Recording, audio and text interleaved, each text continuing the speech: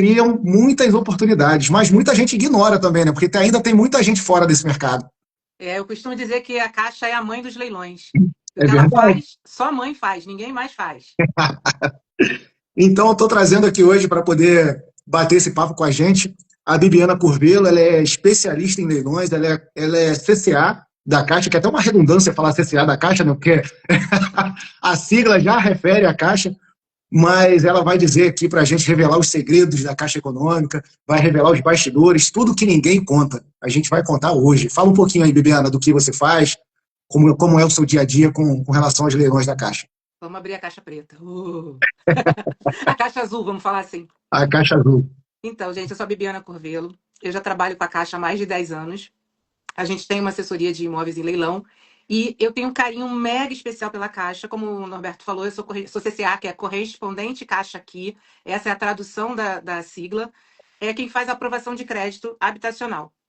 E a gente, para participar, como os leilões da Caixa, a grande vantagem dele, já abrindo um pouquinho da Caixa, da Caixa Azul, é os financiamentos, né? Então, uma das etapas da gente é passar por essa análise de crédito. Então, a minha empresa, ela é credenciada para fazer essa aprovação de crédito, que é um dos pré-requisitos para quem quer participar de leilão. Sim, já estou há bastante tempo nessa jornada de Caixa. E eu costumo dizer que a Caixa é a mãe dos leilões, por quê? Porque a Caixa, ela traz benefícios que nenhum outro instituição financeira traz para o arrematante. Eu falo que ela é a porta de entrada para quem quer entrar para os mundos do leilão. Não que seja mais fácil ou mais difícil, mas ela traz algumas vantagens, algumas facilidades que as outras instituições financeiras ou até mesmo o judiciário não traz.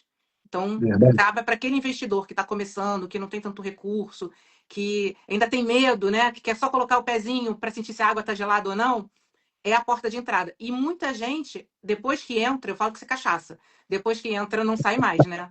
Porque depois que Viram um vício. experimenta, faz o primeiro, vira e entende os outros, não quer mais parar.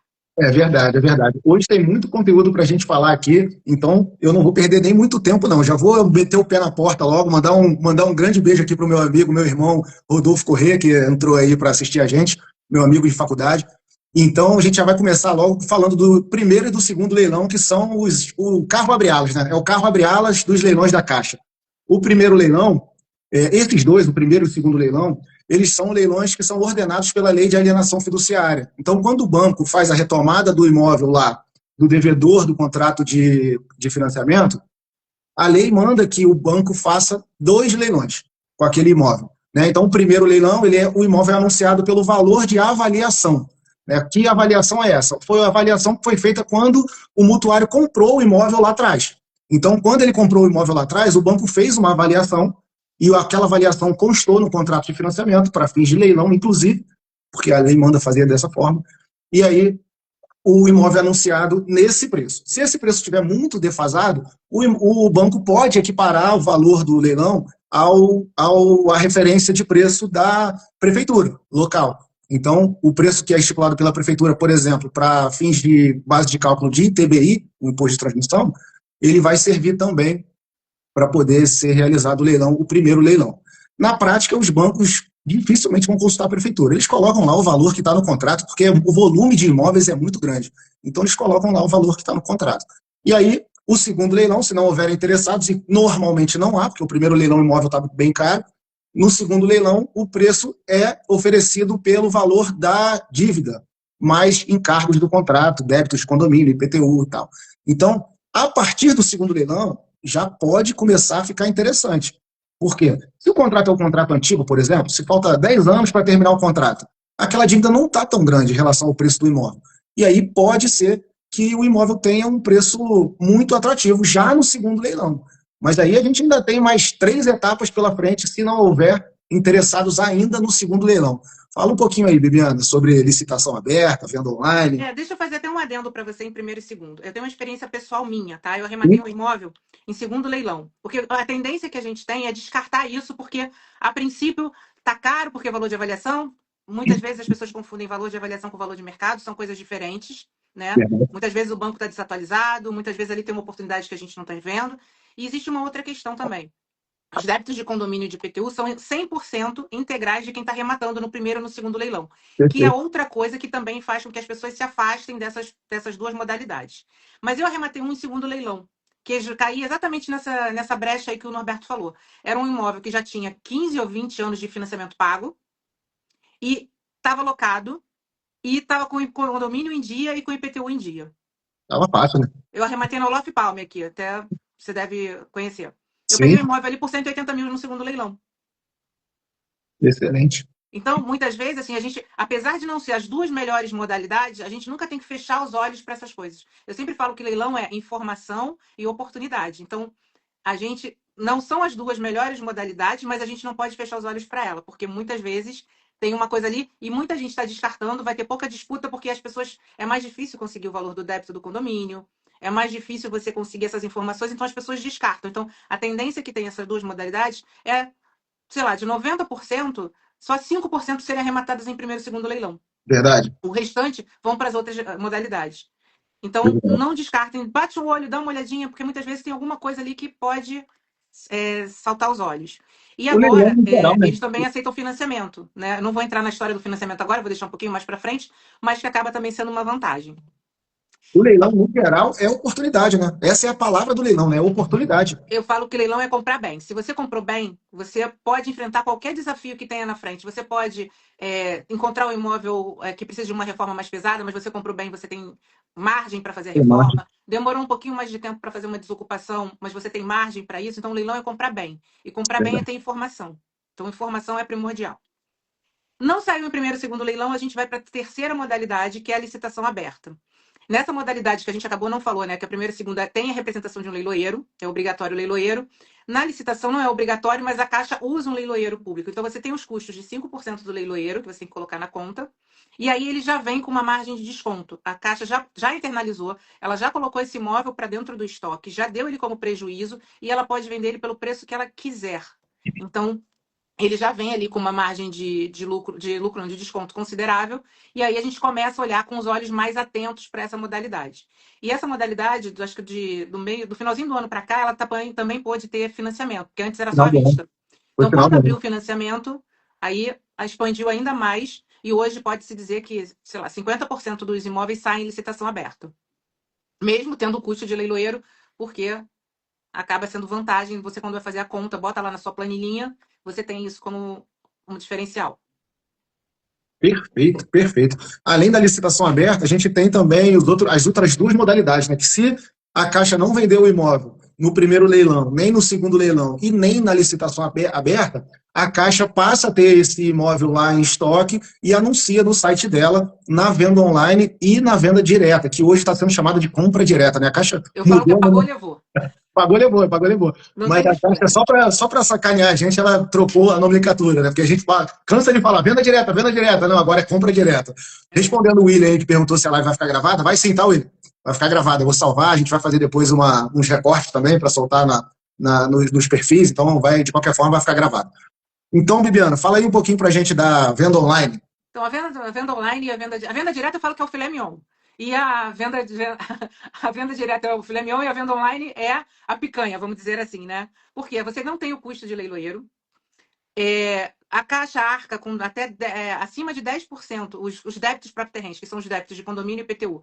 IPTU é 100% de responsabilidade do arrematante. E o condomínio, até 10% do valor da avaliação é de responsabilidade do arrematante. O que passar, a Caixa paga. Como é muito difícil a gente conseguir saber de antemão o valor exato do débito de condomínio, é uma pesquisa que dá um pouquinho de trabalho. Os condomínios não gostam de passar por causa da lei de proteção de dados. Então, a gente tem que fazer outros tipos de pesquisas para conseguir chegar nesse valor e nem sempre a gente consegue chegar. Então, a gente faz essa conta de considerar os 10%, porque a gente sabe, se for menos, a gente está na vantagem. Se for mais, a Caixa paga. Então, dentro do seu estudo de viabilidade ali que você vai fazer para participar, você consegue ter isso mapeado de uma forma com uma margem de segurança boa. Porque se você calculou errado, você tem gordura. Se você Exato. calculou exato, o que passar é de responsabilidade da Caixa. Exatamente. Esse é um tema, inclusive, que causa muita confusão para os investidores, porque eles acham que é 10% sobre o valor da arrematação. E não é. É sobre o valor de avaliação do imóvel. Então, se o imóvel está avaliado lá em 300 mil e a Caixa está anunciando ele a 150 mil, por exemplo, na venda online, a 10% da avaliação, ou seja, 30 mil reais, é o valor que você vai assumir de condomínio se tiver uma dívida desse tamanho. O que passar disso, a Caixa assume. E tem um outro cuidado também, que eu sempre falo para os investidores, é quando tem uma ação de execução de cota de condomínio. Por quê? Porque não é só o valor da cota que está envolvida ali. Tem custas processuais, tem honorários advocatícios de sucumbência. Isso não foi gerido com cuidado, corre o risco da Caixa não pagar essas custas, não pagar esses honorários e você acabar tendo que Então, suportar. A mas a gente Caixa entra paga, numa Norberto. A Caixa paga paga desde que ela não esteja prescrita. É uma coisa que a gente tem que tomar um pouquinho de cuidado.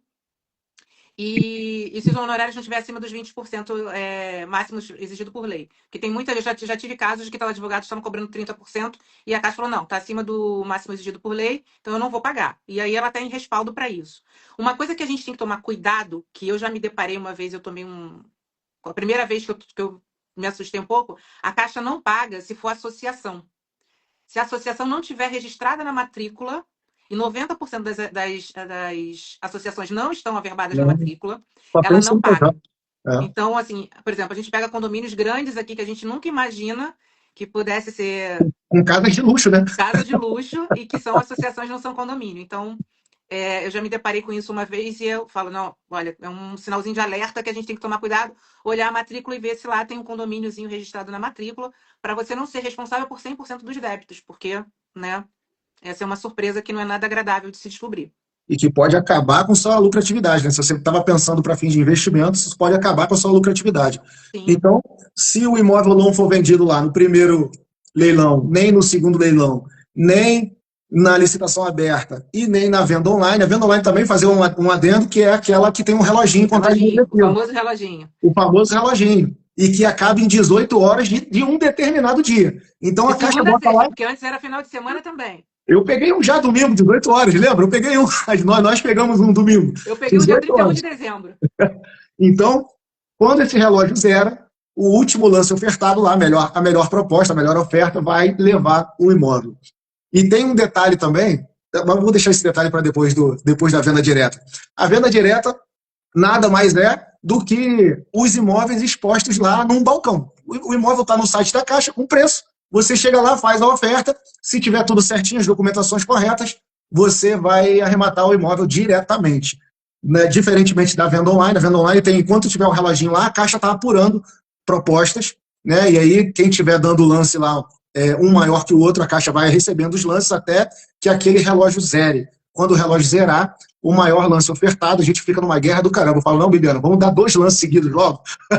Quando for 5,59, que é para não ter erro, tem que pegar esse imóvel. Não, e a Caixa, ela permite que a gente faça algumas brincadeiras nessas disputas que os outros leilões não permitem.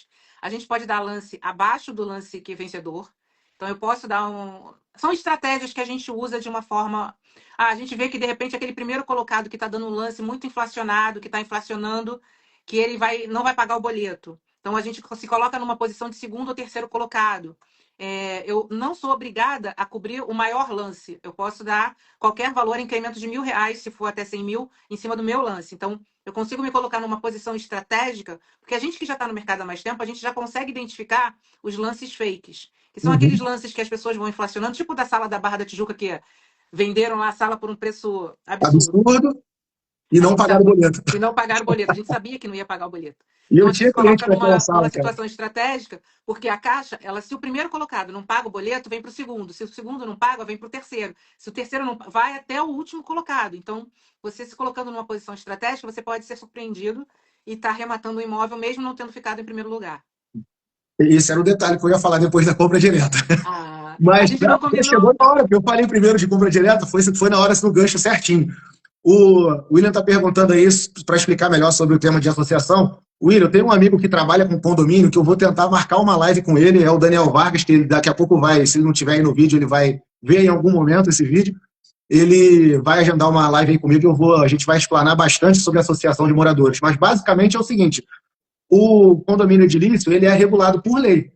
Então ele segue diversas regras, inclusive as regras para fins de financiamento e para fins depois de leilão de imóveis. Né? A associação de moradores é um CNPJ que não está enquadrado, pelo menos ainda, estou te explicando a grosso modo, tá? Que não é o nosso tema hoje, que não está enquadrado na legislação de condomínio edilício. Então, você, como é que eu vou dizer? Você pega lá um loteamento, né? Pega um lote fechado, um terreno fechado, loteia aquele terreno e constrói diversas casas ali. Aquela comunidade ali mora mora num condomínio de fato, né, porque as regras do dia a dia são de um condomínio, mas juridicamente não é reconhecido como condomínio porque não atende aos requisitos legais de um condomínio edilício. Por isso que as pessoas, por isso que se chama de associação, porque as pessoas se associam de verdade, elas criam um CNPJ de associação para poder ter um representante ali daquelas pessoas, para poder eleger um presidente da associação, quem vai cuidar das contas, né, o conselho fiscal e tudo mais. Então, é mais ou menos por aí. Seguindo a nossa vaca fria de Caixa Econômica Federal, nós vamos entrar num tema que muita gente espera que a gente fale aqui, que é as formas de pagamento. Como eu posso pagar o meu boleto, como eu posso pagar a minha arrematação, eu posso usar FGTS, eu posso utilizar o meu extrato bancário, essa é a que mais a gente recebe, eu posso utilizar o meu extrato bancário para comprovar a renda para o financiamento, meu extrato bancário é de movimentação de 100 mil, Norberto, mas a Caixa só aprovou 40, amigo. Fala um Esse é pouquinho o aí, calcanhar de Guilherme. Aquiles de todo mundo. Primeiro vamos entrar num chamado. Ei, você aí que tem FGTS parado na conta, você tá perdendo dinheiro. Tá perdendo dinheiro. Ontem não, semana passada a gente deu posse num. A menina estava com 30 e poucos mil de FGTS parado. Ela comprou um imóvel de 60 mil, acho que em Bangu, Campo Grande, não lembro aqui agora. Já tomou posse e tirou o FGTS de lá. Vai vender o apartamento por cento e poucos mil e se livrou. Então, gente, quem está com dinheiro parado de FGTS, essa é a oportunidade. Não fiquem procurando ouro. O FGTS, você perde dinheiro para a inflação. Para Sim, a inflação. rendimento que é O pouco, vai ser rendimento, 3% ao ano, não é? FGTS, 3 ou o 4% ao rendimento ano. é metade da inflação, é Então, metade então, da poupança. então você tirar aquele dinheiro dali, botar ele no. Claro, gente, existem as regras, né? Porque vem aquelas pessoas pra gente que já tem imóvel, que acabou fez saque aniversário. Essas pessoas estão fora da regra do FGTS e não podem usar. Mas se você está dentro da regra do FGTS, não tem o imóvel, você pode até ter dois imóveis, sendo um onde você mora e outro onde você trabalha, e tem que ser em municípios distintos e não podem ser limítrofes. O que é limítrofe? Rio de Janeiro é limítrofe de Niterói, está colado, então não pode. Tem que ter um município no meio, falando de uma forma meia grotesca aqui, mas só para vocês terem uma noção do que eu estou A gente falando. estava analisando um caso de Teresópolis, né? Isso. Que não era limítrofe com Rio, mas era limítrofe com outras cidades, que eu não lembro agora. Isso, exatamente. Então, tem que estar dentro dessas regras. Mas quem tem dinheiro parado no FGTS, gente, é assim, tirar o dinheiro que está ali rendendo nada, dar uma lucratividade, você só tem que os 5% que a gente dá de entrada, né? Que depois é o que a gente vai colocar lá na frente. Você dá os 5% e pode usar todo o restante no FGTS se o imóvel permitir, se você estiver dentro das regras. Então, é uma das formas que. Isso só a Caixa faz. Por isso que eu falo que a Caixa é mãe. Ninguém faz isso mais. Então, você pode usar o teu FGTS que está lá rendendo nada para fazer esse tipo de operação. Segunda operação que a Caixa faz e que nenhum outro banco faz é o financiamento. Outro banco faz financiamento, sim, Santander faz, mas ele faz com 20% de entrada. A Caixa é 5% de entrada. A gente falando de um imóvel de 100 mil, é 5 mil reais. A gente falando de um imóvel de 1 milhão, é 50 mil. Então, você vai comprar um imóvel de 1 milhão por 50 mil de entrada. Então, vamos ligar esse alerta, né? E vamos começar a fazer conta, gente. A gente vai trabalhar com o dinheiro do banco para comprar um imóvel. Os grandes investidores fazem isso, né? Os grandes Sim, tá investidores, trabalhando ninguém tira dinheiro alavancado. do bolso, não. Os grandes investidores trabalham com dinheiro do banco. A construtora, quando vai construir um empreendimento, ela pega lá 20, 30, 40, 60 milhões com o banco para construir. Ela não bota a mão no bolso, não. Sim. E os leilões são assim também. A gente tem, né, diversos clientes que fazem isso, que E as trabalham com pessoas falam assim: ah, não, financiamento. quem faz isso é porque. Não, a pessoa, em vez de comprar um imóvel, ela compra cinco. Exatamente. O dinheiro que ela tem para Exatamente. comprar um à vista, ela compra cinco financiado. E vai fazendo Exatamente. giro. E vai fazendo giro. Vai fazendo giro. E quando eu sempre faço esse cálculo com os investidores, quando você trabalha com financiamento, a possibilidade do seu ROI dobrar, triplicar é muito grande, porque você não mede o preço da compra e o preço da venda, você mede quanto você tirou do bolso e o quanto voltou. O dinheiro é todo do banco, 80% do dinheiro é do banco. Você vai tirar a merreca do Você bolso. vai convertir 20, 30, 40 mil, isso porque a gente está falando, tá falando da entrada, de documentação, porque muitas vezes você vai gastar mais de documentação do que de entrada. Verdade. Então, a gente está falando desse custo total, e aí você vai receber o dobro do que você investiu. Você vai ter um lucro lá de 100, 200% em cima do que você investiu. E as pessoas ainda têm essa dificuldade de fazer essa conta. Agora, gente, Verdade. olha, a gente está no finalzinho do mês para fazer imposto de renda. Porque para pegar financiamento, a Caixa é o do banco que é mais rígido em relação à comprovação de renda. As pessoas vêm muito e falam assim: ah, eu tenho uma movimentação bancária ótima, eu movimento 50, 100 mil na minha conta todo mês. E quanto você declara de imposto de renda? Ah, não declara imposto de renda, não. Meu amigo, você está sonegando imposto. Entendeu? E para isso, a gente não pode apresentar essa documentação. Para trabalhar com extrato bancário hoje, é o limite de R$ 5.000, que é até a parte que você é isenta. Você hoje está isento de declarar imposto de renda, quando até R$ 5.000. Se você tem uma movimentação maior do que 5.000 na sua conta bancária, você precisa declarar imposto de renda. Ah, mas eu não gosto de declarar imposto de renda. Aí é uma outra história que a gente não vai nem entrar nesse mérito aqui, porque pagar imposto é ruim, mas a lei diz que a gente tem que pagar, então a gente tem que pagar. E eu Eu falo costumo que falar o seguinte, Bibiana, que quando você está pagando imposto é porque está entrando receita, cara. Eu fico feliz quando eu tenho que pagar imposto, porque, porra, é porque está entrando. É porque está entrando. Eu falo isso para as pessoas. Se vocês quiserem jogar o jogo que o sistema oferece, vocês precisam estar dentro do sistema. Você tem que criar um perfil financeiro, você tem que dizer que o teu CPF pode fazer as coisas, pode, comporta um financiamento de 500 mil. Como é que o banco vai entregar para você um financiamento de 500 mil se o teu imposto de renda tem um carro de 30? Não, você não eu vai costumo conseguir. falar, você emprestaria dinheiro para você? Pois é, exatamente. Olhando só os documentos, né? Você Olhando só os emprestaria documentos. dinheiro para você? Então, assim, a instituição financeira, a Caixa Econômica, o Itaú, ele faz o financiamento olhando o extrato bancário, movimentação bancária, e está tudo bem, cada um trabalha de uma forma. Só que hoje, quem financia imóveis com essa facilidade é a Caixa, e ela dita as regras dela. Pode Então, a mudar de gente tem que carta. estar dentro das regras dela. Né? A Não Caixa tem adianta a um gente tentar monopólio do burlar. mercado, né? A Caixa tem um monopólio do mercado de financiamento imobiliário. Então, Sim, ela 80% dos dita as financiamentos regras. são feitos dentro da Caixa Econômica. E a Caixa hoje também, ela no Rio de Janeiro está com 12 mil imóveis em leilão, gente. Então, olha só, é um mar de oportunidades absurda que a gente tem, com boa parte, alguns desses imóveis com uma possibilidade de financiamento. Então, a gente trabalhar alavancado. Qual é o dever de casa da gente? É a gente ter renda comprovada, porque a gente suporta aquele financiamento que está pegando. Exatamente. Então, assim, tá na época de declarar imposto de renda? Vai lá, conversa com o seu contador, vê uma forma que pode declarar, porque você não precisa de muito para poder tá trabalhando. Você precisa de ter uma renda que seja compatível para pagar aquela prestação. Se você não vou pegar 10 imóveis, eu vou pegar um, dois, para começar, tá bom. Claro, claro. E A depois gente, essa roda vai girar, né? Vai criar um bolo, uma bola de neve, né? Vai virar uma bola de sim, você neve. começa Depois de você vai um que começar faz com dois, um, depois você tá dois, com dois, de dois três, vira quatro, quatro, isso aí. e aí vai. Exatamente. Entendeu? Então, assim, não adianta você chegar e querer abraçar o mundo. Ah, eu quero, sei lá, pegar 10 imóveis de primeira. Não, até porque você vai ter que testar. Peraí, deixa eu ver se esse negócio é bom. Deixa eu entender como é que isso aqui funciona. É importante, sim, ter o acompanhamento de uma pessoa que já entenda da brincadeira, para a gente não fazer coisa errada. Saber fazer Exatamente. uma planilha de custo, ver E a eu costumo, viabilidade eu jurídica da costumo, questão. e eu costumo dizer, Bibiana, que a maturação desse tipo de investimento, você comprar um imóvel no leilão, desocupar. A gente vai falar de desocupação já já. Desocupar. Arrematar, né? Primeiro, conseguir arrematar. Desocupar. Fazer uma obrinha lá para adequar o imóvel para venda ou para locação. E anunciar e alugar ou vender, esse período de maturação é um período aí de 12 meses, é razoável. Então é um investimento que não é do dia para a noite. Né? Eu arrematei o imóvel hoje. Mas você vai colher esse fruto aí daqui a alguns meses. Entende? Se você conseguir antecipar as etapas do procedimento do leilão, principalmente a desocupação, que é o que mais incomoda as pessoas e é o que mais pode dar resistência para a gente que trabalha nesse meio, né, também. Você consegue, se você conseguir não pular, mas diminuir o prazo das etapas, você só vai aumentando a sua margem de lucro, porque você consegue fazer a roda girar com menos tempo, com E menos tempo tempo. aí é dinheiro, né? Cada mês que você tira são um mês de você estar pagando de condomínio, de IPTU, da rentabilidade do seu dinheiro ali, parado. Então, a Exatamente. questão é fazer a roda girar o mais rápido possível para você ter esse retorno.